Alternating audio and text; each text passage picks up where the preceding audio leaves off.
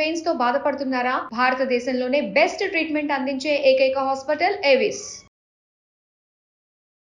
నమస్తే రమగారు. నమస్తే జయ. రమగారు, ఇంట్లో కొన్ని వస్తువులు ఉంచుకుంటే పాజిటివ్ వైబ్స్ ఉంటాయి. వాటిని చూడగానే సంతోషంగా అనిపిస్తుంది, ఆనందంగా. వీటి వల్ల మంచి జరుగుతుందని కొంతమంది కూడా చెప్తుంటారు. ఇది పెట్టుకోండి, మీ ఇంట్లో అసలుకి లక్ష్మీదేవి తాండవిస్తుంది, లక్ష్మీ కటాక్షం అలానే ఉంటుంది, ఆవిడ ఇల్లు వదిలి ఎక్కడికి వెళ్ళదు. ఇలా నానా రకాలు వింటూ ఉంటాం. లక్ష్మీదేవి ఉండటం ఏమో కానీ మనసుకు మాత్రం ప్రశాంతత అనిపిస్తుంది. అలాంటి వస్తువులు ఏంటి? మీరేమన్నా పెట్టుకుంటారా? మీ ఇంట్లో ఏమన్నా ఉన్నాయా? వస్తువుల్లో లక్ష్మి ఉండదు నిజానికి. ఇక్కడ ఉంటారా? అన్ని వస్తువులు లక్ష్మీప్రదమైన వస్తువులు బోల్డ్ ఉంటాయి మన ఇంట్లో. లక్ష్మీదేవి ఉండటానికి ఒక దశా విశేషం అనేది ఒకటి ఉంటుంది ఇక్కడ. అది ఉంటే వస్తువులు ఉన్నా లేకపోయినా వచ్చేస్తుంది. లక్ష్మి వస్తే ఆటోమేటిక్ గా వస్తువులు వస్తాయి. అంతే కదా. పూర్వం నుంచి జయ కొన్ని లక్ష్మీప్రదాలుగా కొన్ని వస్తువులు చెప్పబడ్డాయి. రోలు, రోకలి. రోళ్ళు లేవు, రోకలు లేవు, మనకి రోళ్ళకి వచ్చేసాము. పచ్చడి బండలు కూడా లేవు చాలా ఇళ్లలో. మా ఇంట్లో ఉంది. జల్లెడ, చేట. చేట అంటే మనం చెరిగేది. ఓకే. చేట ఒడ్లు బియ్యం చెరుక్కునేది, బియ్యం అంతా కొలుచుకునే కుంచాలు. ఈ మధ్య లక్ష్మీ కుంచం, కుబేర కుంచం అని పెడుతున్నారు కదా. ఆ కుంచం ఉంటే డబ్బులు వస్తాయని, ఆ కుంచానికి పూజ, కుంచానికి ఏమిటో గందరగోళంగా. ఆ కుంచం మీద కొన్ని వందల వీడియోలు ఉన్నాయి, కొన్ని వేల ప్రశ్నలు ఉన్నాయి. నన్ను కుబేర కుంచం ఎలా పెట్టుకోవాలి అంటే నాకే తెలియదు. కుబేర కుంచం అంటే ఏమిటో మీకే కనిపిస్తాయి కదా రమ్మ గారు అలాంటి వీడియోలు. అంటే నన్ను అడుగుతారు కదా, మరి అమ్మ కుబేర వాళ్ళకి తెలుసు, వాళ్ళు చాలా వీడియోలు చూసారు, ఒక్కొక్కళ్ళు అక్కయ్యలు చూస్తారని నన్ను అడుగుతారు. కుబేర కుంచం పెట్టుకునే విధానం చెప్పండి అంటే నేను చెప్పినట్టుగా చేసుకోవాలి, మేము రామారావు గారి మాట వింటాం అని చెప్పాలని ఉంటుంది ప్రేమాతిశయంతో. ఓకే. కుబేర కుంచం ముందు నేను తెలుసుకోవాలి, నాకే తెలీదు. ఎవరో చెప్పారు, ఓ గురువు గారు.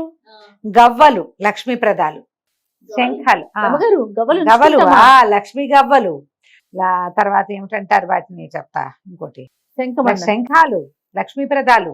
ఇంకా ఏమిటో లక్ష్మీప్రద బోల్డ్ ఉన్నాయమ్మా వస్తువులు లక్ష్మీప్రదమైనవి. పురాతన కాలం నుంచి చెప్పేవి నేను మొదట చెప్పినవే రోలు, రోకలి, చేట. తర్వాత ఏమో ఇవి ఏమంటారు మన సాన అరగదీస్తాను చూడు, గంధం అరగదీసే సాన. అవన్నీ లక్ష్మీ నివాస గృహాలుగా చెప్పబడ్డాయి.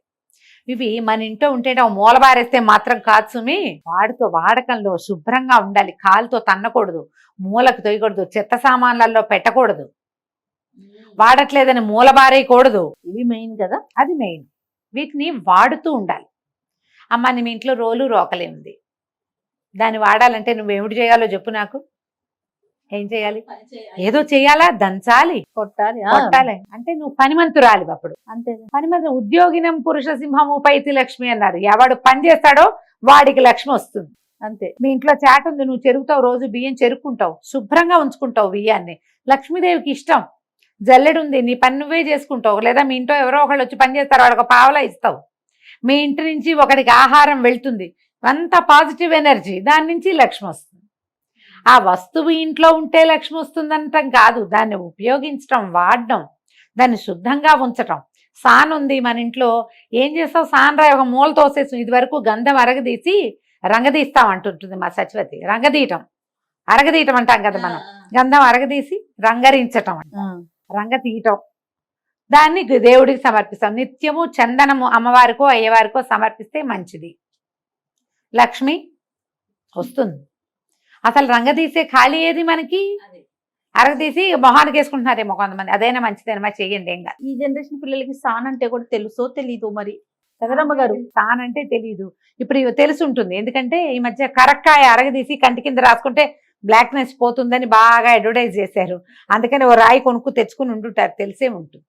గంధం అరగదీయటం, పసుపు కొమ్ము అరగదీయటం, ఇవన్నీ పనులమ్మా.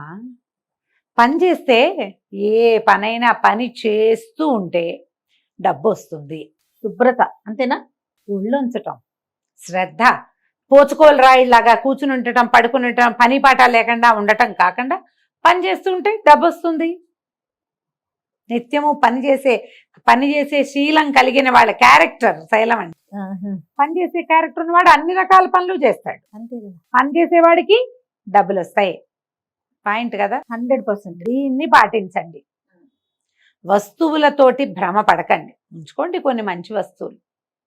దీంట్లో ఉట్టి పాలు పెట్టుకునేవి, ఇప్పుడు ఉట్టి ఎందుకు పెట్టుకోవాలి మనం? ఇది వరకటి కాలం అంటే అల్మర్లు లేవు, మనకి ఫ్రిడ్జ్లు లేవు, డ్రావర్లు లేవు, ఏమంటారు మన మాడ్యులర్ కిచెన్స్ లేవు, లేవు. పాలు పెరుగు పిల్లితో తోసేయకుండా వేళ్లాడేసుకునేవాళ్ళు. ఉట్టి లక్ష్మీప్రదం తెచ్చి ఎక్కడ పెడతావు? ఆ ఉట్టి వేళ్లాడేయడానికి ఇది వరకు చెక్కలు ఈ వాసాలతో చేసిన ఇళ్ళు ఉంటే వాటికి ఒక హుక్కి వేసుకునేవాళ్ళం. మన స్లాబులు ఇప్పుడు దేనికి వేస్తాం? ఉట్టి పూల కుండీలే. వాకిళ్లలో పూల కుండీలు వేళ్లాడేస్తున్నాం. ఉట్టి వేళ్లాడేసి అందులో పాలు పెరుగు కుండలతోటి పెట్టుకునే రోజులు కావు కదా. కాదు గారు. కాబట్టి ఇప్పుడు పూర్వకాలపు విధానాలు ఇప్పుడు పాటిస్తామని అనగలమా మనం? అనలేము. ఈ లక్ష్మీప్రదమైన విషయాల్లో ఇంకా కొన్ని ఉన్నాయి. ఏంటది? వాకిలి గుమ్మానికి పసుపు రాయటం. గుమ్మానికి ఎల్లో కలర్ వేయించి డిజైన్ వేయించుకున్నాం అనుకో, పసుపు దేనికి రాస్తాం? వాకిట్లో ముగ్గు లక్ష్మీప్రదం. శుభ్రంగా ఉండటం, వాకిలికి ఒక మండిగాని శుభ్రంగా ఉంచడం, వాకిలి గుమ్మాలు బాగా ఉంచుకోవటం, సంధ్య ముగ్గు సాయంకాలమే ముగ్గేయటం. అవకాశాలు ఉండాలిగా వాటన్నిటికీ. నీకు ముగ్గేసే సత్తా ఓపికనే కాదు, మీ వాకిలికి వెసులుబాటు కూడా ఉండాలి. శుభ్రత అది లక్ష్మీప్రదమైంది. పాత వస్తువులు ఎప్పటెప్పటెప్పటెప్పటెప్పటిపో నూనె క్యాన్లు, డబ్బాలు, అట్టపెట్టెలు, పాత బట్టలు, పాత పుస్తకాలు, చిరిగిపోయిన అట్టపెట్టెలు, యూజ్ అండ్ త్రో ప్లాస్టిక్ డబ్బాలు, పాల కవర్లు, వీటిని బయట పారేయండి. క్లీన్గా ఉంచండి ఇల్లు. నూనె క్యాన్లు లాంటివి ఉంచుకోవద్దు, వాటన్నిటిని బొద్దింకలు చేరుతాయి. అవునా? మరి వాటిని కొన్నిటి తీసేసేయండి. ఇంట్లో లక్ష్మీప్రదంగా చక్కగా ఉండాలంటే ఎప్పుడు వంటిల్లు శుభ్రంగా ఉంచుకోవటం, వాకిళ్ళు శుభ్రంగా ఉంచడం, ఆలు గుడ్డలు ఆ గుడ్డలు ఈ గుడ్డలు అన్నీ ఎంతసేపు ఆరేసి బట్టలు వేళ్లాడుతూ తలుపుల మీద బట్టలు వేయటాలు, మంచాల మీద ఆరే తుడుచుకున్న తువ్వాళ్ళు పడేస్తాం హడావిడిలో. తర్వాత తీసేసుకోవాలి. పడేయకుండా ఎవరుంటారు? ఎవరో అంత జాగ్రత్తగా ఉండేవాళ్ళు. ఆ చేతిలో వస్తువు పక్కనేస్తాం కదా, తీసేసేయండి. పాత వస్తువులు ఉంచద్దు. పురాతనమైనవి. ఇప్పుడు పాత వస్తువులు అంటే అన్నీ ఎలా తీసేస్తామంటారు. నాయనమ్మ జ్ఞాపకం, అమ్మ జ్ఞాపకం, ఓ చెంబు, ఓ తపేలా, ఓ గిన్నె, ఓ డబ్బా, నాయనమ్మ చిన్నప్పుడు తాగిన ఆపకూర, చెంబు, గ్లాసు, వీటిని లోపల పెట్టకుండా వాడకంలో ఉంచుకోగలరేమో ట్రై చేయండి. వాడకంలో ఉంచుతాం. ఇంకోటి కల్వం ఐడియా ఉందా నీకు? దాన్ని ఇంగ్లీష్లో చట్టుకుని దాని పేరు రావట్లేదు నాకు. రాయితోటే ఇట్లా ఇలా ఉంటుంది, మనం నూరుకునేందుకు ఆయుర్వేదం మందులు ఇట్లా ఇలా చేస్తుంటారు. సో కల్వం అంటారు దాని పేరు. అవి కూడా లక్ష్మీప్రదాలే, రాతివి. కావాలంటే ఉంచుకోవచ్చు. వాటిని కూడా వాడాలిగా. అందుకని మనకు కూడా లక్ష్మీ స్థానాలు, నొసలు, కంఠము, మణికట్టు, ఇవన్నీ లక్ష్మీ స్థానాలు. అందుకని వీటిని ఇక్కడ ఆభరణాలతోటి ఉంచుకుంటాం. ఇక్కడ బొట్టు పెట్టుకుంటారు, లక్ష్మీ స్థానం ఉంటారు. నుదుట్లో బొట్టు పెట్టుకుంటాము.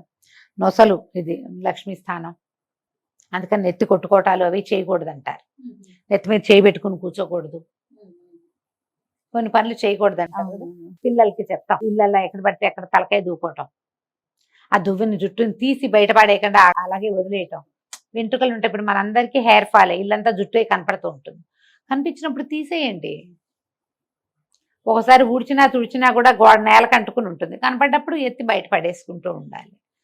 చెత్త బుట్టని కూడా లక్ష్మీ స్థానంగా చెప్తారు. చీపురు ఏమిటో నాకు ఆశ్చర్యంగా ఉంటుంది, ఏమిటి ఎందుకు దీన్ని కూడా చెప్తారు అని. అదే కదా మన ఇంటిని శుభ్రంగా ఉండేది. అవును కదా. అందుకని అలాగని దాన్ని పూజ చేస్తామా? కాదు, దాన్ని ప్రాపర్ గా పెట్టుకోవాలి. ఇప్పుడు వీటన్నిటికీ కూడా పూజించమని, వీటికి పసుపు రాసి బొట్టేయటమని కాదు, ప్రాపర్ గా వాడండి, ప్రాపర్ ప్లేస్ లో ఉంచండి. వాటిని తన్ని తగిలి చేయకూడదు. చీపుళ్ళకు కూడా కాళ్ళు తగిలించకూడదు. అవును, చేట పోగెత్తుకునే చేట. పోగెత్తుకునే చేట అంటే పోగెత్తుకునే చేటలు ఇప్పుడు వచ్చినాయి. అంతకుముందు పోగులు ఎలా ఎత్తేవాళ్ళు ఏమో నాకు కూడా తెలియదు. నాకు తెలీదు. పేపర్లు ఎత్తుకునేవారు అంటారా? అప్పుడు పేపర్ల కంటే ముందు ఏముండేవో తెలీదు నాకు కూడా.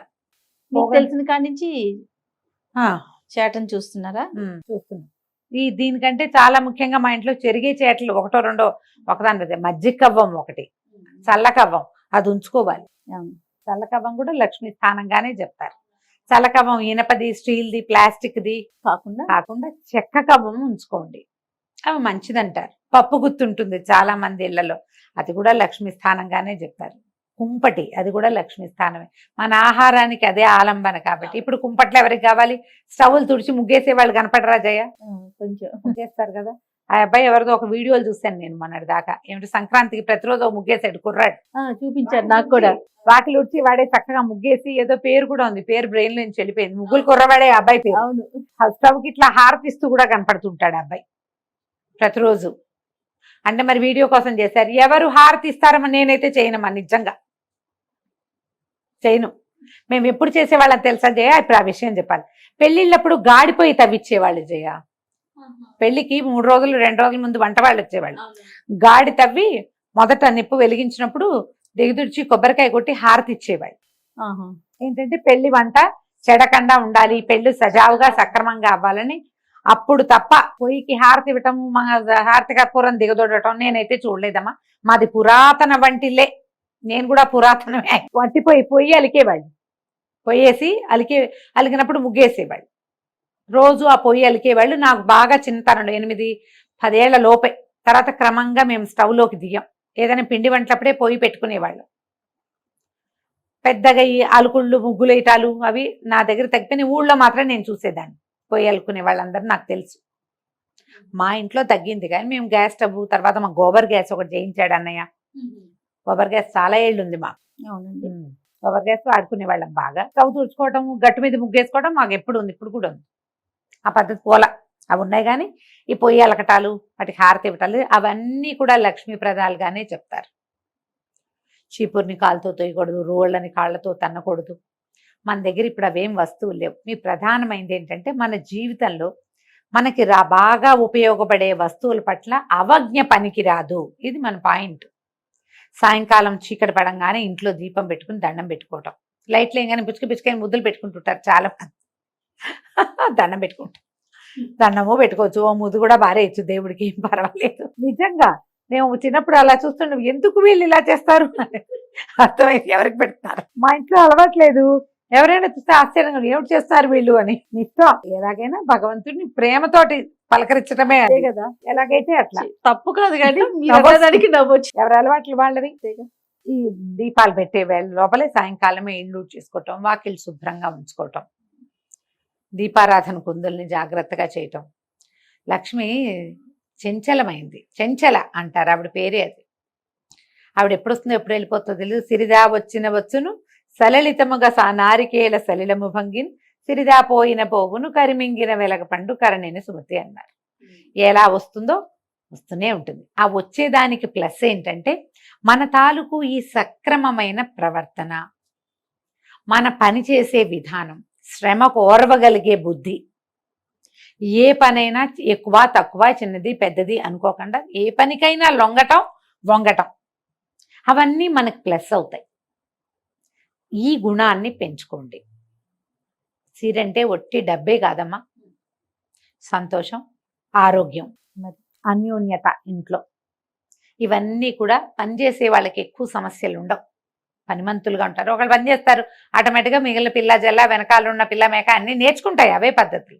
చక్కగా ఒళ్ళొంచి పని చేసుకుంటారు, బిజీగా ఉంటారు. కొట్లాటలకు సమయం ఏది, ఆస్కారం లేదు కదా. ఎక్కడ గొడవలు ఉండవో లక్ష్మీదేవి అక్కడ ఉంటుంది. యాక్చువల్గా లక్ష్మీదేవి ఎక్కడుంటే గొడవలు అక్కడ వస్తూ ఉంటాయి. డబ్బులున్న చోటే కొట్లాటలు ఉంటాయి కదా. ఏ డబ్బు ఎక్కువ లేకపోతే అన్యోన్యత బాగానే ఉంటుంది. డబ్బులున్నా కూడా మీరు అన్యోన్యంగా ఉండేందుకు ప్రయత్నం చేస్తే డబ్బు ఎప్పుడూ మీతో ఉంటుంది, స్థిరంగా ఉంటుంది. ఇలా ఆలోచించండి. వస్తువులతోటే ఏదైనా ఉన్నదన్న భ్రమలో పడకండి.